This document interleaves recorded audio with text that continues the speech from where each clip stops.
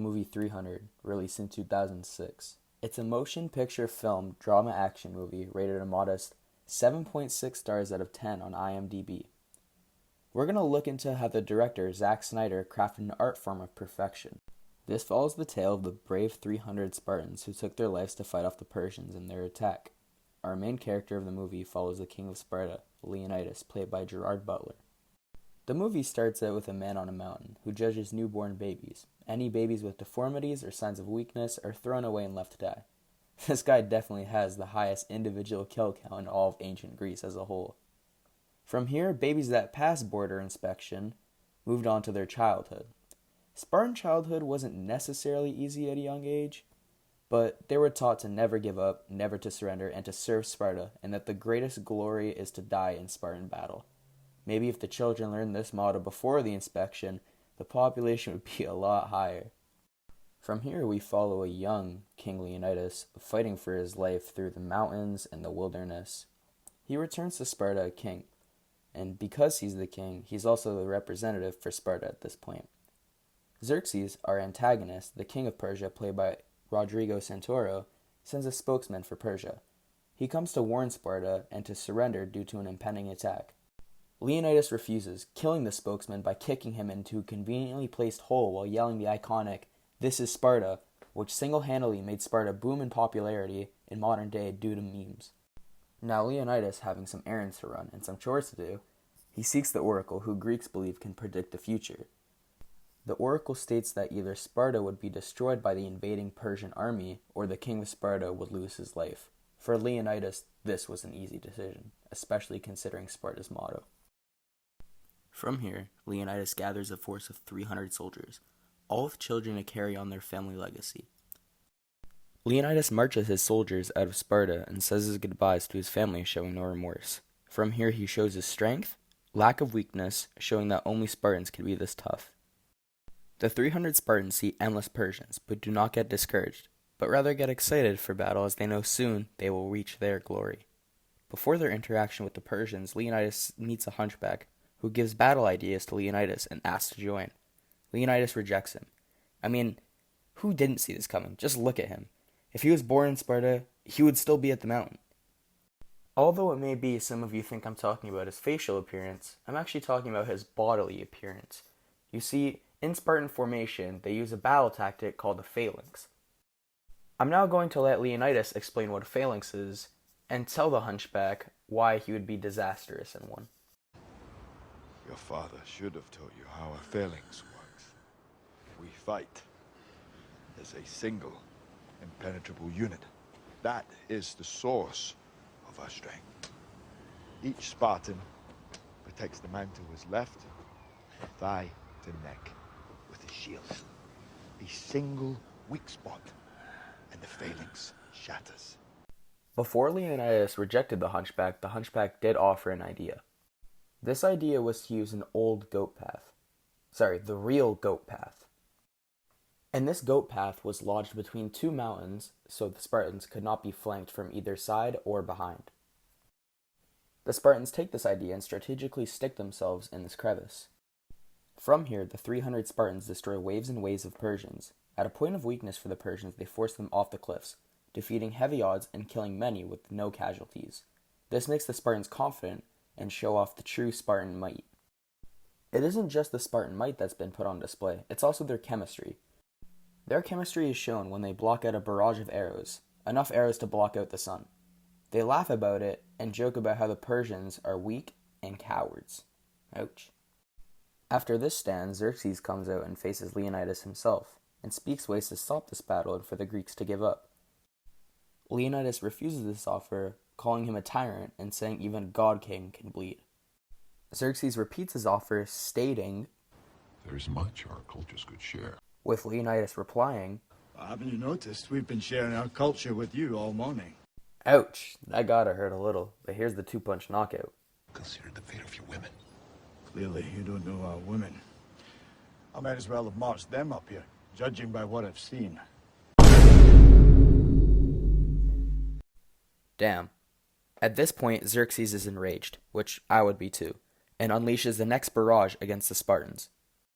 The Spartans fight against a group of immortals who are soulless creatures with masks that have fang-like teeth that are reminiscent of samurais. The immortals are tough enemies that Sparta overcomes. During the battle, Leonidas fights this big monster-looking thing. Not very historically accurate, but Leonidas gets a scar on his eye that makes him look even cooler than before.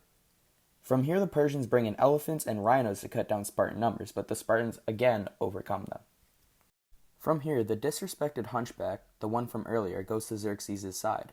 He's in awe with all Xerxes has to offer him. In which from here, the hunchback informs Xerxes of a pass to flank the Spartans and box them in. Xerxes takes this opportunity as he realizes throwing his army at the Spartan front will just end up slowing them down and create more casualties than needed. Xerxes readies his armies and pushes them forward to flank the Spartans. Leonidas realizes they're getting flanked and states to get ready for glory, as their greatest glory is winning a war or dying in one. Leonidas is told to surrender by an ally who later he disbands to save their lives. This is what Leonidas says about Spartan law in his response to surrendering. No retreat, no surrender. That is Spartan law. At night, when both sides are at rest, Leonidas sends an injured Spartan, Dilios, back to Sparta to let the council know of the Spartan sacrifice for their final stand and make the story known among Greece to showcase the legendary Sparta. The night finally passes, and now the Spartans see themselves surrounded by the Persians. They are given one more chance to give up, but end up fighting and ultimately end up dying. The closing scene of the war is with the dying king and one of his soldiers sharing a moment with their final breath, saying, It's an honor to die at your side. It's an honor to have lived at yours. This one scene alone shows the kingship in Sparta and shows that they lead by example and aren't untouchable like the Persian kings. The closing scene of the movie has the injured Spartan Dilios leading an army to finish off the Persians.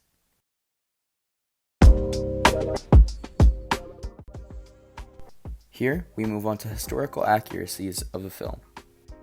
Before a Persian rep got booted, he was shocked to see that women had authority in Sparta. In terms of accuracy, this is a great way to captivate differences in cultures, as women in Persia were often exploited and did not have access to basic things or do things like own land, compared to Spartan women, where they could inherit property, own land, make business transactions, and were overall better educated. Spartan children were placed in a military-style education program at the age of 7. Spartan boys were removed from their homes, which is pretty accurate to the film, where they are seen fighting for their lives and in some cases to death. Although the movie is correct in the regard that Spartan children were taken from their homes, the movie shows these boys being independent, which isn't always true, as they stayed in small groups to encourage each other and fight for each other to learn what real Spartan brotherhood is. To add on to that point, the film shows them fighting each other with no armor, which also isn't true, as Sparta used heavy armor to reduce fatalities between the boys. Makes sense, as you can't fight an army without one. A great plot point that Zack Snyder added to the film was the hunchback turning on the Spartans. In reality, it wasn't actually a hunchback, but rather a born Greek wanting power in Persia. Today, he is seen as one of the biggest traitors in history, well, maybe behind Benedict Arnold. It's great to know that they add details that make the film more realistic. Although Zack Snyder claimed the movie to be 90% accurate to what actually happened, we're going to get into historical inaccuracies that take away from the film. King Xerxes himself wasn't portrayed well at all in the film. It made him seem all-powerful and big in the movie, but in reality the Persian king Xerxes had a beard and was much shorter. The biggest flaw in terms of historical inaccuracies from King Xerxes is him going to the front line at the Battle of Thermopylae. This never happened in real life and is a huge flaw in the movie itself. Another detrimental flaw in the movie is the Persians bring in elephants and rhinos. This is totally off, as they never used them or had access to them in the real battle. They also had those big monster guys, which is totally off, as Persia never had any big scary monsters. These are just some of the highlighted things that can be labeled as correct or incorrect. As I stated before, Zack Snyder says the movie is 90% accurate to what happened, but I don't really think it's close to it. It's more of a fiction film with inspiration from Sparta and the battle itself. There are many things in this film that can be taken away as strengths. Many of those things can be seen into the choreography and the cinematography of the movie itself. That being said, it captivates the characters amazingly. Having good actors for primary characters in these types of films are pivotal. For the viewer to understand these Spartan hardships, they need to understand it through the actor and their expressions. The casting was amazing to pick actors that look strong, and their acting was even better, showing the Spartan resilience and strength. Little things brought in by the directors, such as Greek accents, patterns, and bodily motions, are hidden little things that just bring it closer together. Even though Xerxes wasn't historically accurate, to the average person he looks like what the great King Xerxes would think they look like, and because this movie isn't a documentary and is meant to be a blockbuster film, I see it as a positive, as the little things like these make the film better for viewing purposes. To get back to the cinematography and choreography, the Spartans were built around their tactics that they spent years molding to be synchronized, so having these actors play the choreography flawlessly made it all the better. And it wasn't just that, but the cinematography really captivated it all and brought it together with the aerial shots. Another strength can be Zack Snyder's taking information from Herodotus. Having a primary source to relate back to is great in any circumstance, especially historically. Now, to get into the biggest weakness that I see in this movie. Although it's somewhat contradictory to what I said above, it's either you choose acting or you choose accuracy. Zack Snyder and his team chose acting, so coming in for my weakness is historical inaccuracy. It can do a lot better, as a lot was off with the film, from little misconceptions to total fairy tales. Perhaps one of the biggest weaknesses with the movie 300 itself is the film leaves the audience believing that the Spartans were the only Greek force to lead attack against the Persians. The 300 Spartans were joined by 3,000 to 4,000 soldiers from the rest of Greece, as well as another 3,000 to 4,000 soldiers from the Peloponnese with city-states such as the Arcadians. Which, if you could do math, it's about 7,000 Greeks versus 180,000 Persians. Still an amazing stand overall. To put simply, if you ask the average person to name a historical type movie, everybody thinks of 300. Partially due to the "this is Sparta" scene, or because it's so popular. Everyone boasts about this movie, and I felt guilty not having to watch it yet, so I thought it'd be perfect to choose it, especially as it relates perfectly to Sparta and contains a lot of historically accurate information in terms of Spartan society. Well, not really to the battle itself. Personally, I think this is a great movie, especially due to the fact that its underlying message of never retreat and never surrender perfectly captivates Sparta itself. To the average viewer, the plot and the historical accuracy of the movie isn't that bad, outlining the things it needs to primarily make you think of the Spartans. The movie helps you understand the Spartan defeat, but their strength and unity as a whole, which is most important for them. But overall, it gives you a base understanding of what happened in the Battle of Thermopylae. Some obscure things to the average viewer are way off, but in terms of watchability, you don't notice it unless you're attempting to look for it. In my personal opinion, I don't nitpick movies for historical reasons with friends, so I don't become that guy out of the group, but here's my overall assessment of the film. Personally, I give the movie 300 7 stars out of 10. It was good, but not mind-blowingly awesome, and I have to deduct points off for historical inaccuracy.